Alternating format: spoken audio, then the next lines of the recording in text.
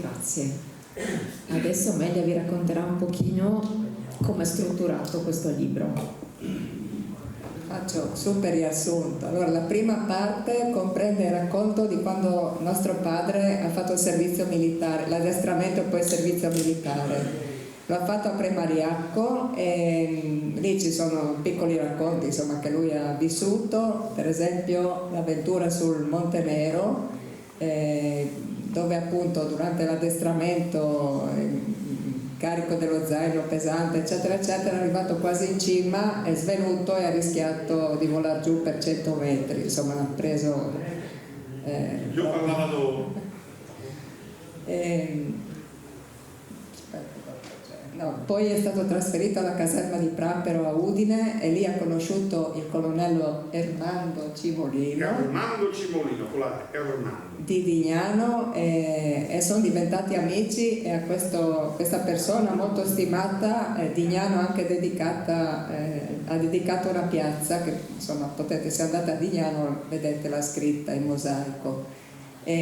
Sempre dalla caserma di Prampero lui rientrava a casa, finito il servizio giornaliero, quasi ogni giorno con la bicicletta, la strada era bianca, no? Guerisudine, 18 km più o meno, per aiutare suo padre nella stalla e nel pieno, insomma nel lavoro che c'era ancora da fare, perché a casa c'era solo una sorella e il papà, in quanto la mamma era morta quando lui era piccolo, quindi. E poi rientrava in caserma e una volta si è beccato anche la multa, come si dice, perché è arrivato in ritardo. La CPR. Non sai. Qualcuno qua che ha fatto l'alpino aveva preso, no? Io, ma hai detto che sei stato bravo. E poi l'8 agosto del 1942 sono partiti per la Russia, sono partiti da Udine via Butrio, lì è stato Quinto Di Giusto, uno del nostro paese, è andato giù con la bicicletta per 2 volte perché dovevano partire il giorno prima, poi ha rimandato, è andato giù a salutarlo, no? A nome della famiglia, perché il papà era, insomma, non in buone condizioni per andare. Poi sono partiti, insomma, c'è stato il saluto dello zio Michelizza, maggiore, sì. ecco, di Giuseppe Michelizza, e poi insomma hanno attraversato l'Austria, la Polonia, e lì c'è racconto che nelle fermate appunto gli hanno rubato la camicia, quindi lui si era un po' arrabbiato, disperato tra virgolette. Quelli del Gemona, sempre E poi hanno attraversato Gomel, Minsk, Kiev, Kharkov, fino ad arrivare a Izium, e lì hanno dovuto scendere, sono scesi in aperta campagna per non dare nell'occhio, insomma. Sono scesi perché lì la distanza tra i binari era diversa e quindi non potevano più proseguire, no? E lì hanno fatto la marcia di 300 km. un trecentino. E lì lui racconta appunto era il mese di agosto, c'erano alcune giornate afose, caldissime, e marciando i soldati sollevavano nuvole di polvere e quindi sudando erano tutti imbrattati e irriconoscibili, no? Altri giorni invece aveva piovuto molto e quindi le strade si erano trasformate in fango, no? E dove sia loro sprofondavano sia i mezzi, i cavalli, i muli, quello che avevano, insomma. Quindi poi ha raccontato e ha scritto appunto che bevevano o nei canali o nei pozzi che c'erano, ma d'inverno non c'era questa possibilità perché si ghiacciava tutto, che i primi periodi, insomma, ricevevano cibo, le razioni, insomma, dei soldati, poi invece man mano che il tempo andava avanti scarseggiava questo, per cui dovevano arrangiarsi rubando negli orti, andavano a cercare le patate sottoterra oppure rubando dentro le famiglie o chiedendo, insomma.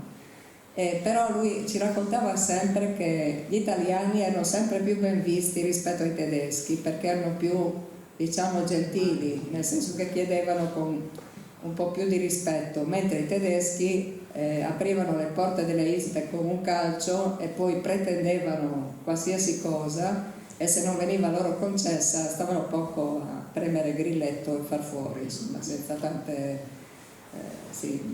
tanti discorsi, ecco.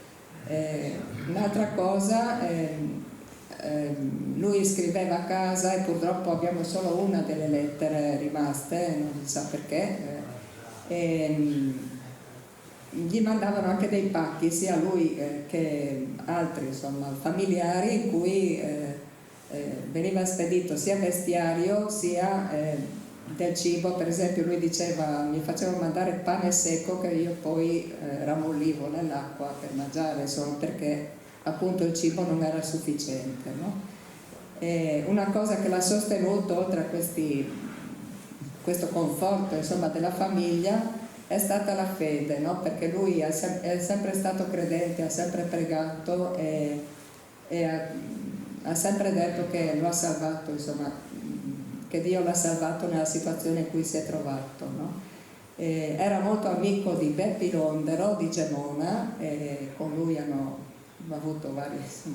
vissuto varie esperienze. Questo Beppi è venuto a trovarlo diverse volte, insomma, anche dopo finita la guerra. Beppi viene ricordato anche nel libro perché ha costruito assieme ad altri delle stufe prendendo dei bidoni di combustibile usati per i camion, insomma hanno fatto fuoco lì per riscaldarsi. Poi hanno costruito i rifugi sotterranei, no? Poi c'è stato... Boschi di Saprina. Ecco. Boschi con 2 S, ma va bene. Non si con 2 S. Poi un'altra cosa che ci ha colpito, che in Italia appunto le famiglie non solo pregavano e mandavano dei viveri ai soldati, ma c'era l'iniziativa nelle parrocchie che a ogni bambino veniva affidato un soldato, quindi nel caso di nostro padre, nostra zia, cioè sua sorella, che si impegnava a pregare per il suo ritorno, no? Sì, questa è stata una cosa bella, insomma, che lo ha sostenuto. Passo la parola a te adesso. Grazie. Allora, ci ha già detto, molto ben detto Guido Aviani, no? di come erano andate le cose quando gli alpini sono arrivati ed erano stati addestrati per andare in montagna, ovviamente, e invece li ha colti la notizia che dovevano andare a combattere in pianura, o comunque in un terreno così dolce e sul Don, in mezzo alla polvere, senza neanche un sasso. Mi raccontava sempre che è rimasto molto colpito perché qui con i sassi si facevano le case, i campanili, e lì non trovavano neanche un sasso per piantare le tende, no? Per battere, perché era tutta terra molto farinosa che poi diventava fango vischioso quando pioveva. E avevano la sensazione, il nostro papà ci raccontava che aveva la sensazione anche di andare già in guerra verso qualcosa di orribile, sconosciuto, in più a fare qualcosa in pianura per cui non erano preparati, no? Si erano addestrati appunto sul Monte Nero, insomma questo non è stato per loro destabilizzante. Arrivati a, come ci ha mostrato prima, a Saprina, quindi sul Don, aspettate che andiamo un po' avanti, qua, a Saprina, cominciano appunto, essendo in pianura, anche a costruire camminamenti, rifugi 4x4 tipo sottoterra, coperti da travi, poi costruiscono delle stufe artigianali per potersi scaldare, camminamenti, perché speravano in cuor loro che la grande controffensiva sovietica sarebbe arrivata magari dopo l'inverno, no? Visto le temperature che c'erano. Invece ci ha spiegato Guido che la Cosseria ha un cedimento, viene schiacciata proprio dai carri armati russi che attraversano in questo punto, in questa ansa del Don, attraversano il Don, e la Giulia si deve spostare e nostro papà poi verrà ferito qui a Ternovka, in questa città, quindi devono fare 40 km lasciando tutti i ricoveri che si erano costruiti, lasciando anche i rifornimenti, e tutto sotto freddo, neve, vento, dormendo nelle tende che poi non riuscivano a ripiegare perché si rompevano essendo gelate e congelate. E allora cosa succede? Che la notte cercano rifugio bussando nelle nelle isbe, che erano le case che avevano lì, case costruite con delle travi incastrate, ovviamente non c'erano sassi, e ricoperte di letame, poi sbiancate, il tetto di paglia. E allora lui racconta sempre che la gente sì, aveva paura perché noi eravamo l'invasore comunque, e quindi li accoglieva, loro erano rispettosi, però ha trovato tantissime volte, e lo diceva con grande gratitudine, persone che gli davano qualcosa in più, no? Per esempio quando entrava o quando uscivano verso il freddo gli davano una bevanda calda col samovar, o dopo vedremo la vigilia di Natale gli hanno offerto dei cetriolini sott'aceto, che era una cosa per loro preziosa e preparata proprio per la festa, no?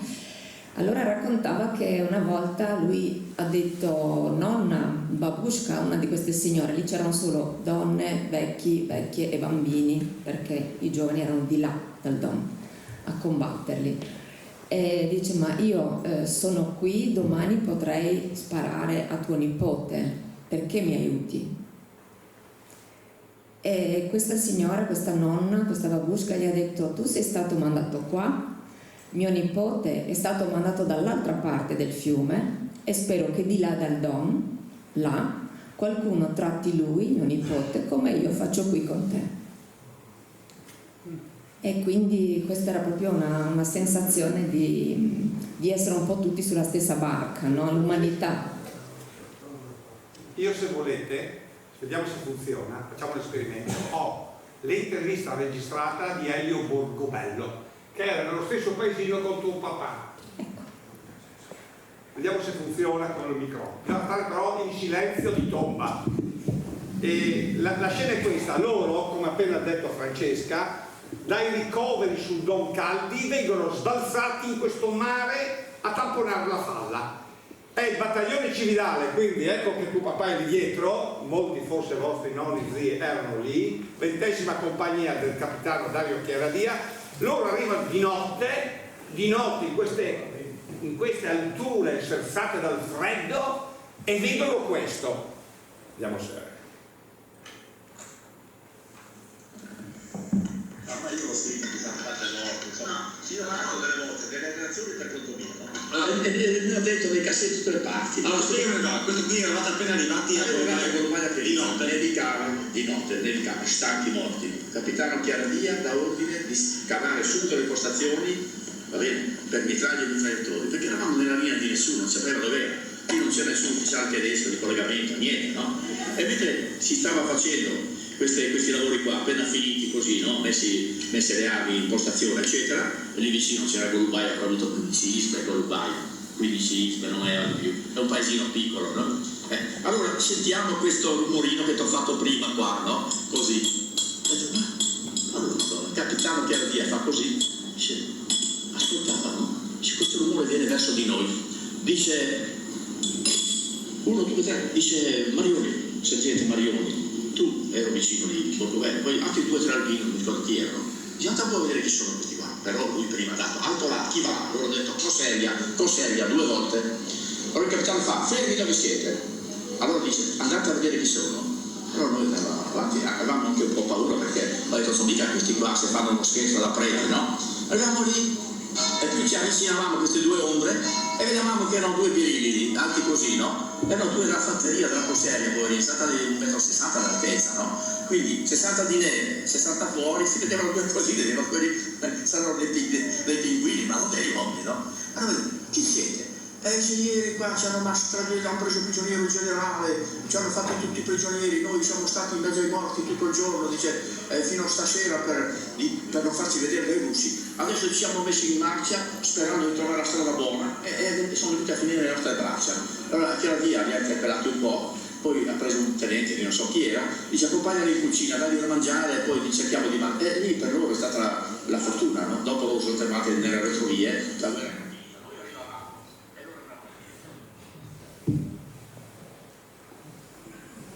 Fantasmi, questo è il fantasma. Scusate, ma penso che riesumare Elio Borgobello, che avrebbe 106 anni avrebbe oggi. Cosa dire? praticamente il pensiero è che quando si vive tutti i giorni perennemente in contatto col rischio di morte, si è chiamati in ogni momento a scegliere, ma proprio concretamente nei fatti, no? Nelle piccole cose, con i gesti, con le azioni, con quello che faccio o che non faccio, i valori che scelgo. E quindi anche questa popolazione verso di loro mostrava rispetto e una certa forma di solidarietà. Da qui la gratitudine, e per questo ho voluto tornare poi nell'82. Ecco, praticamente siamo quindi a Ternovka. Siamo a Ternovka e dopo aver fatto le loro sentinelle, il loro lavoro, cercano ricovero per la notte, bussano in un'isba, la signora anziana apre con una mamma ancora più anziana e gli dà un giaciglio di legno in una stanza perché potessero dormire. E quindi era la vigilia di Natale. Si costruiscono un presepe praticamente con una cartolina arrivata da casa, mettono lì e quello era il loro presepe, pensano a casa, dicono le loro preghiere e preparano il pranzo di Natale, che praticamente era un mezzo tubetto di latte condensato che la sorella Alda, la cara zia Alda, gli aveva mandato, e poi una bottiglietta di grappa che avrebbero appunto festeggiato il giorno dopo, perché soffrivano veramente freddo, fame, cioè quella è una cosa super, freddo, fame, anche deprivazioni di sonno, perché veramente non riuscivano a dormire. Se non che passano 2 ore, verso le 10:30 così, sentono un fischio, uno schianto terribile e l'Isba, questa casa, viene un bombardamento, uno spezzonamento, viene tranciata di netto in senso orizzontale a metà, cioè proprio come fosse qui ad 1 metro. Loro erano stesi, quindi non vengono falciati, ma cade tutto e c'è il buio, la polvere, la rovina. E lui lì, insomma, per farla breve, viene ferito al braccio, al muscolo, al tendine, alle ossa del polso, e poi ha delle schegge e le 2 costole rotte, e cercando di scappare mettendo gli scarponi si scotta anche i piedi perché le schegge erano finite, avevano bucato, gli scarponi erano finite dentro, e quindi si trascina nel bunker sotterraneo, c'era uno scantinato nel buio come meglio poteva. La mattina li soccorrono, la mattina successiva vengono soccorsi e portati in un ospedale da campo. In un ospedale da campo dove viene, insomma, alla meglio un po' medicato, ma non c'erano antibiotici, non c'erano radiografie, non c'era nulla. Però suo cugino Walter viene subito a cercarlo, che era speciale, lo controllava, lo aiutava sempre con uno sguardo da lontano ma presente.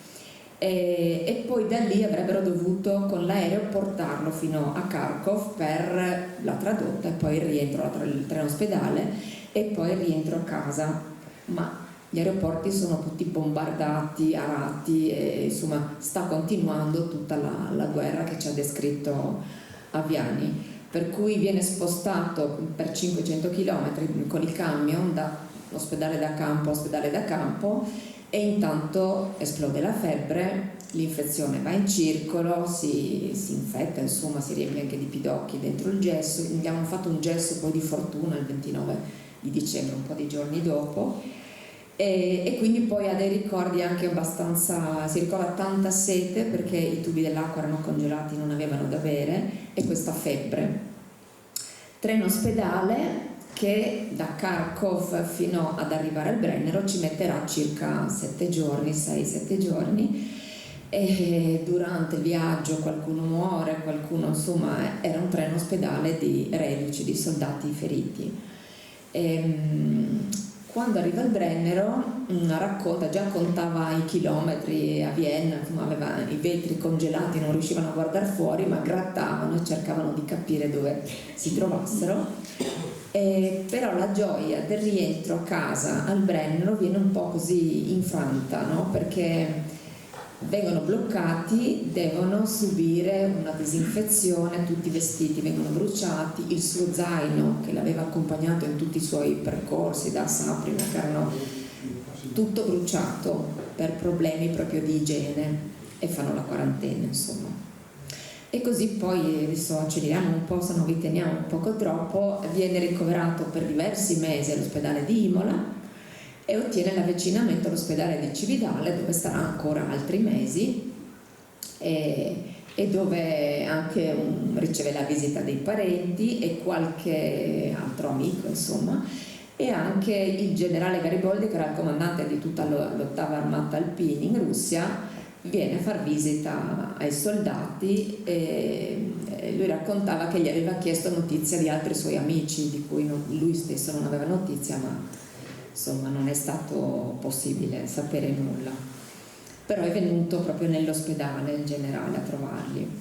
Ecco, è tornato a casa con il treno fino a Tarcento al mese di luglio, il 19 luglio, e poi a piedi a casa, ma era irriconoscibile per quanto era magro, insomma aveva comunque avuto un'infezione in circolo ed era segnato, no? Nello spirito, ma sentiva tanta gratitudine perché è stato veramente fortunato che la disgrazia della notte di Natale però di fatto gli ha salvato la vita. Non sarebbe rimasto vivo probabilissimamente se avesse dovuto passare Nikolaevka eccetera, no? Quindi viveva anche però un senso di colpa e diceva: ma perché loro sono rimasti là e non io? Perché io qui e non loro? E poi quando le mamme dei dispersi gli chiedevano: ma sai qualcosa? Lui stava malissimo perché non era in grado e si sentiva in colpa per essere vivo, no? E quindi ha pensato importante rendere memoria, che attraverso la memoria, questa è la lapide dei caduti del paese, non solo in Russia ma per tutto il conflitto mondiale, dove ci sono 2 suoi fratelli, e anche c'è nostro cugino che testimonia che c'era appunto Desidero e Fiorindo, e tutti gli altri che non sono tornati dispersi o morti. Fare memoria è quindi il Saccello Faro del Bernadia, e quindi anche però impegnarsi, essere alpini uomini di pace, quindi magari piccole cose, piccole azioni ma concrete nel segno e nella direzione della pace. Ed era per lui un modo anche per curare se stesso, no? Nel senso che il dolore viene come un po' sublimato attraverso l'operosità, i gesti, le azioni, qualcosa nel segno della pace comunque. Infatti si dedicava a parrocchie giovani, campeggi, la pesca di beneficenza, si dedicava alla scuola, l'impianto elettrico del cimitero, le associazioni.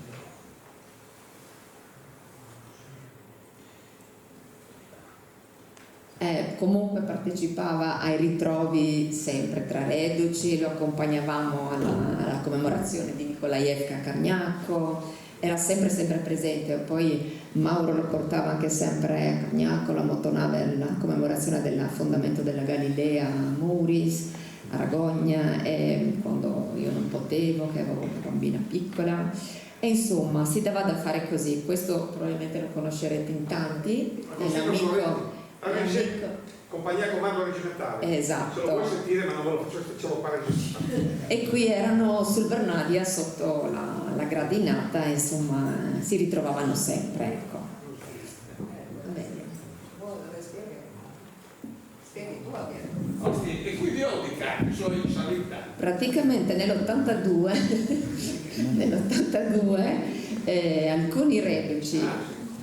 alcuni reduci e parenti di dispersi, caduti eccetera fanno una bella corrierata e decidono di tornare nei luoghi dove effettivamente avevano combattuto, per rendere memoria, rendere onore e proprio un gesto anche così per essere vicino a chi magari era morto o meno, no? E il papà, ecco una cosa che mi è venuta in mente adesso, che non è che lui ad un certo punto, lui aveva il tinello col suo comò, e ad un certo punto ho visto che aveva comprato un paio di jeans. Ma voi avete mai visto mio papà con i jeans? Mai. E io dicevo: ma sarà per noi, ce li regalerà, no? E gli chiedono un paio di Wrangler, che insomma erano dei jeans belli, e dico: ma cosa devi fare? Non preoccuparti, praticamente si è portato questi jeans. Quando è andato sul Don, quando sono tornati a Valwiki a visitare tutte i luoghi, anche quelli non autorizzati, perché non c'era ancora la perestroica, ecco, quindi loro hanno rischiato andando fuori in deroga alle autorizzazioni perché volevano andare proprio dove volevano loro. E ha detto praticamente la prima signora che io trovo in preghiera davanti a un monumento di caduti, che ovviamente saranno russi, ucraini, non saranno italiani, però io la voglio ringraziare, si ricordava ancora qualche parola, non posso dare soldi, non so cosa dare, so che là i blue jeans sono proibiti, vietati, era una di quelle cose americane che non si poteva tanto, e quindi va con questi jeans e li regala a questa signora che si è spaventata tantissimo perché temeva di essere spiata, controllata, e che poi è andata via con le lacrime e lo ringraziava perché per lei gli avrebbe cambiato la vita probabilmente, no? Sono piccole cose, però insomma significative. E questo è il monumento che hanno trovato lì alla madre russa in attesa del figlio partito per la guerra, dove però loro hanno portato comunque i fiori, anche se non erano, se era il monumento a chi ha combattuto contro di loro, no? E qui il tempio di Cargnacco, che è il tempio per eccellenza. Casa mia, questa al museo, il tempio di Cargnacco che ricorda, tempio che ricorda tutti loro, e ci sono nel sacrario, perché abbiamo la cripta, le salme di 8.777 soldati recuperati tra il 91 fino all'altro ieri, fino alla guerra tra di loro. Quindi se potete andare una volta. Merita veramente, merita. Ecco, allora aggiungerei ai ringraziamenti, se posso, sempre cugino Walter, mitico, ma anche per esempio Eva Broll e Domenico, perché ad un certo punto, quando dovevo scaricare, sbobinare, trascrivere le cassette, quelle forward o rewind si diceva quella volta, non funzionava, non c'erano più i registratori e loro me l'hanno prestato e quindi è stato possibile anche recuperare. Abbiamo una cosa in comune, tu sei là, io sono qua, però le cassette. Ecco, il nostro vicino di casa che lavora al comando reggimento, che ci ha dato indicazioni su come fare le ricerche documentali, e Aviani, il sindaco e tutti voi. Rovaris, che veniva sempre a trovare mio papà pur non avendo vissuto con lui nei tempi d'oro, diciamo, ecco, del papà, ma c'era sempre, e tutti voi. E se avete domande, richieste, approfondimenti, cose storiche, abbiamo oggi l'onore di avere qui Guido, se volete approfittare, ecco. Penso che abbiamo detto tutto.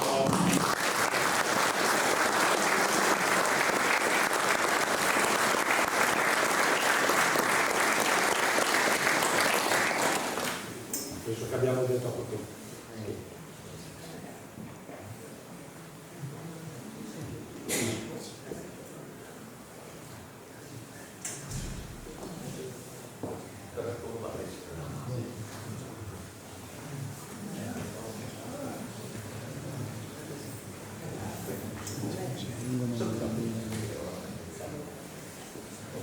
Beh, puoi dire dove si può trovare questo libro? Sì.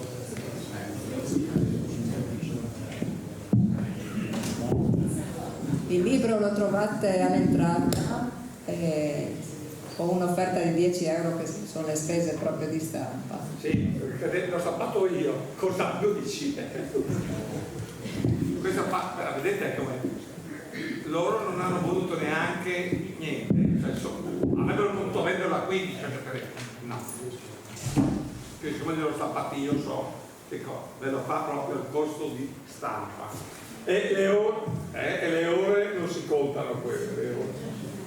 Dimmi? Grazie a tutti. Sì,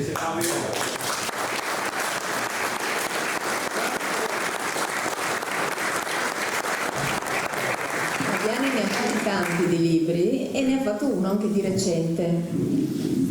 Sì, ma meglio non leggerlo, sono 388 pagine.